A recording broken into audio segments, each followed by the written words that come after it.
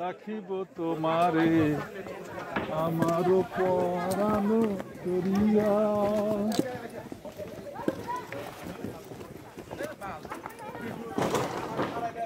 এটা কি সর্বোচ্চ বাংলাদেশের?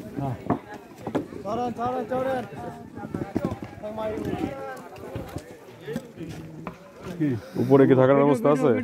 বলবো না, এই উপর বলে থাকার ব্যবস্থা আছে। হ্যাঁ আছে। সুপ্রিয় দর্শক শ্রোতাবৃন্দ, আমরা গাজীপুর রোটারি ক্লাবের পক্ষ থেকে বাংলাদেশের সর্বোচ্চ পাহাড় কমলাকে উঠছি। আপনারা দেখতে পাচ্ছেন অনেক কষ্ট করে আমরা উঠতেছি।